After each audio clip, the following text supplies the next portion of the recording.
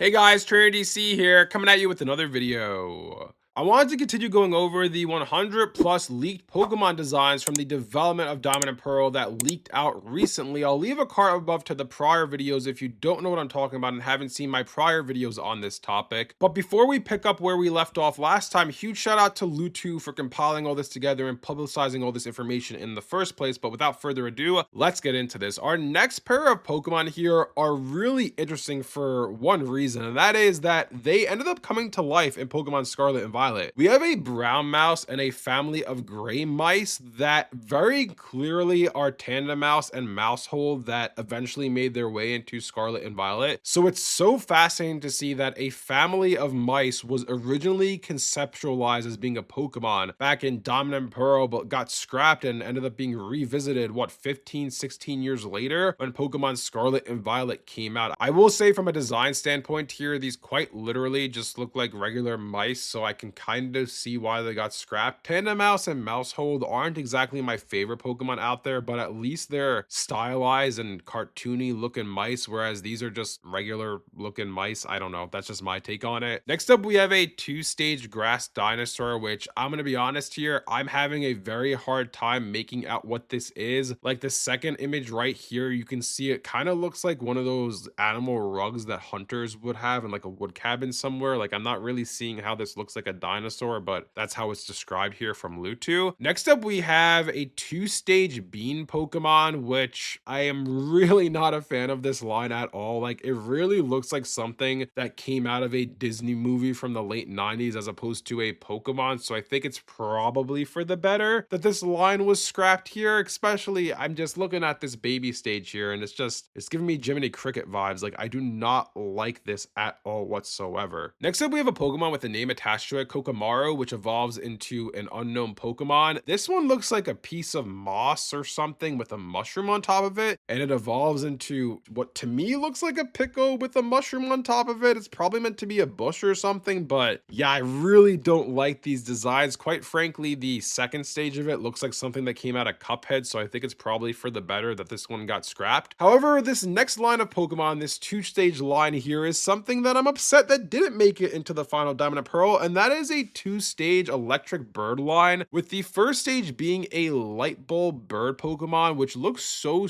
cute to me. Like it's a light bulb with a little thunderbolt coming out of it and then like a spark coming out of one side, and I just love its design and I think it's such a cute Pokemon. And I think again, fascinating that there was a light bulb Pokemon in development for Diamond and Pearl, because again, this is something that got revisited in Tadbulb and Bellabolt in Pokemon Scarlet and Violet. A light bulb Pokemon in Tadbulb, again, it's a tadpole and a frog instead of a bird, which evolves into a peacock, which you'll see in a sec. But still interesting to see that this was first conceptualized all the way back in Diamond and Pearl, this light bulb Pokemon, which evolves into a peacock as I teased before. Unfortunately, we can't see the full design of this one here, but from what I'm seeing, I actually do like it quite a bit. And we still haven't really gotten a true peacock Pokemon, unless if you want to count Quaquaval from Scarlet and Violet, but I would have liked to have seen this line make it into Diamond and Pearl, and quite frankly, I wonder why it got scrapped here. Next up, we have a green platypus two-stage line, which is really hard to make out here. The one thing I want to comment on with this one, because the design is again really hard to see, but a platypus Pokemon is something that we've been wanting for years, and despite the fact that we haven't gotten one, it is interesting to see that they did visit the idea of making a platypus Pokemon back in Diamond and Pearl, but for whatever reason it got scrapped. We can't really see what it looks like, so who knows if this was a good thing it got scrapped or a bad thing it got scrapped. Next up, we have a three-leaf clover Pokemon, which we can only see half of it here. I don't really have a ton to say about it here. It probably would have evolved into a four-leaf clover or something, maybe like an Eldegoss type Pokemon. I don't have really any strong opinion about this one way or the other, because we can't even see its full design. Next up, we have a single stage Frill the Cabbage Pokemon, which this really looks like a scrapped Mon from Generation 6, the Peanut Pokemon, which we'll talk about that in a future video. But yeah, I'm not the biggest fan of this one here, and I think it's probably for the better that it got scrapped. However, on the other hand, this next one I am very curious about, because it is called the Masked Pokemon according to Lutu, and it's very hard to see the full picture of this Pokemon, but from what we can see, am I the only one thinking that this is a evolution to Hariyama that would have been introduced in Gen 4. Like, it's said here to be a single stage Pokemon, but I'm thinking this was a Hariyama evolution. Just like in Generation 9, how we got Primeape's evolution in Annihilate, I think this would have been something very similar for Hariyama, where it goes from being this fighting type Pokemon to maybe a ghost fighting or a dark fighting type Pokemon. And yeah, I just think this thing looks really cool from the little we can see of it. It gives you that Majin Buu vibe from Dragon Ball Z. Maybe that's why they scrapped it, because they thought it looked too similar to Majin Buu. But from what I'm seeing here, I absolutely love this thing, and I am fully convinced that this was an evolution to Hariyama, and I am all over it, and I hope we see something like this in a future Pokemon game, maybe even Winds and Waves, that ends up being an evolution to Hariyama, because I feel like Makuhita and Hariyama are two very forgettable Pokemon, and this would have been a way to highlight their line and make it not forgettable at all whatsoever. Next up, we have a Marimo Pokemon, which was apparently going to be a water grass type. It's supposed to be like seaweed or moss at the bottom of the ocean. I'm not a huge fan of its design. It kind of gives me Pyukumuku vibes, but just more basic looking. And I will say for this one, I do kind of wish it made its way into the game, solely based on the fact that after 1,025 Pokemon, we still do not have a water grass type. So if this would have been our first water grass type, I would have been all over it. But unfortunately, it was canned and didn't make its way into the final Diamond and Pearl. Another Pokemon that was canned and didn't make it into the final Diamond and Pearl, but has connections to Generation 7, is this green flower mantis Pokemon. This idea was very clearly revisited in Pokemon Sun and Moon in Generation 7, as Lurantis is quite literally a green mantis Pokemon that has some floral arrangements on it. So it's interesting to see conceptually that this was first thought up of in Pokemon Diamond and Pearl back in 2005, but then didn't actually come out into the real world until 2016 in Sun and Moon, a whole 3 generations later. Next up, we have this bear Pokemon that is called Yasuragama, and yeah, I'm not a huge fan of this one. Apparently it's supposed to be a sleepy bear. As you can see, it's sleeping here, and maybe, you know, it haunts people. I don't know. You see the little glowing eyes. Maybe it's a dark type. I don't know. I'm not a huge fan of this one. I think it's probably for the better that it got scrapped here, but we did get something kind of similar to it in Komala in Generation 7. This sleepy koala Pokemon being a normal type, so maybe this was the inspiration for it. Who knows? Next up, we have a cotton mouse Pokemon that somehow is a normal ground type. Like, tell me if I'm wrong here, but where is the ground type coming from here? Like, to me, this looks like a fairy type. Obviously, back then in Generation 4, there was no fairy type, but I'm just not seeing where the ground type is coming here. Maybe it would have evolved into something that would have made more sense for having the ground type, but from the outside looking in, from what I'm seeing here, I don't really see where the ground type is coming from, and I'm not the biggest fan of this Pokemon either. Next up, we have what's described as a stacking Pokemon. There are 2 variations to its design here, the one on the left and the one on the right. I really don't know what to make of this. This very clearly would have been the first stage of a line of Pokemon, I would presume, unless if there were going to be a bunch of variations of this Pokemon, like 4 or 5 different versions of it, kind of like how we have Gastrodon with its 2 different forms. Maybe they would have done the same thing here with this Pokemon, but yeah, I'm not really sure what I'm looking at here, and I think it's probably for the better that it got scrapped. Next up, we have a 2-stage snail line, the Fiddlehead Snail, as it's described by Lutu here. I'm not the biggest fan of this one, to be honest. It kind of looks like the Adventure Time Snail, but more anime-like. And the second stage here, we can't even make out, so I don't really have any comments on it. But again, a snail Pokemon was eventually revisited in Pokemon X and Y Generation 6 in the Gumi Gudra line. So it's interesting to see that they were looking at something similar to this in Pokemon Diamond and Pearl, although, yeah, this is very clearly based on a snail, but doesn't really have anything to do with Gumi. They don't look alike at all, but it's just a snail Pokemon that got scrapped, and eventually they revisited the snail Pokemon in Pokemon X and Y a whopping 7 years later. Next up, we have another Pokemon that ends up getting revisited in Generation 9, and that is this Rock Train Pokemon. It apparently was going to be a Pokemon that was a rock train. It was a rock mobile, basically. And we ended up seeing a very similar Pokemon in Generation 9, Scarlet and Violet, in Varoom and Reveroom. So it's interesting to see that conceptually, these Pokemon were thought up of in the original Diamond and Pearl, but were scrapped and revisited a whopping 5 generations later in Pokemon Scarlet and Violet. And I'm not a huge fan of this Pokemon, if I'm being honest, from what we're seeing here. I do like Reveroom and Scarlet and Violet, so I think we're probably living the best path here, where this was scrapped in favor of Reveroom coming a whopping 10 to 20 years later. Next up, we have a Swordfish Pokemon, which I don't know what to make of this one, to be honest. It's a humanoid humanoid swordfish. There's no pre-evolutions attached to it. It does kind of give me the vibes of that swamp Pokemon that we looked at in the other video a few weeks back. But yeah, apparently this was a Pokemon that was scrapped in Gen 4. And to be honest with you, I think it's probably for the better it got scrapped because it looks more like a Digimon than a Pokemon. Next up, we have a Steel Dragon type Blade Pokemon that was scrapped. I think this design is fine. I'm not in love with it. I don't hate it, but it might have been a bit redundant to have a Steel Dragon type Pokemon in the game, with Dialga being the cover legendary of one of the games being a Steel Dragon Pokemon. So that's probably why this Pokemon got scrapped. And it's interesting to see that it does have a blade on its head. So maybe they took this idea and reworked it into Bascalibur and Pokemon Scarlet and Violet, but I'm not going to go that far because other than that, these are very different looking Pokemon. Next up, we have what will be our last Pokemon in this video, and that is Huzukin, which I don't really know what this Pokemon is. Like, very clearly, it looks to be a plant, maybe like a gesture plant. I don't know. I'm not a huge fan of it, but it's kind of hard for me to comment on it because what would this thing have evolved into? This very clearly would have had an evolution, and maybe it would have been one of the cooler looking evolutions in this game. Who knows? But as of right now, Huzukin is a Pokemon that is a single stage, and it got scrapped from Diamond and Pearl, and that's probably for the better here. Anyways, that's all the designs that I have for you today. Let me know down in the comment section below which designs stand out to you here. Are there any that you wish made it into the final version of Diamond and Pearl? Like for me, I really wish that masked Pokemon that looks like a Hariyama evolution made it in. I really wish that electric peacock light bulb Pokemon made it in, but for the rest of them, I think it's probably for the better they didn't make it into Diamond and Pearl. Let me know which designs stand out to you, and if you find any of them fascinating like me, that they got revisited years later in Sun and Moon and Scarlet and Violet respectively. If you guys enjoyed this video, be sure to leave a like and subscribe to see more content like this from Trainer DC. Thanks for watching, and I'll see you guys next time.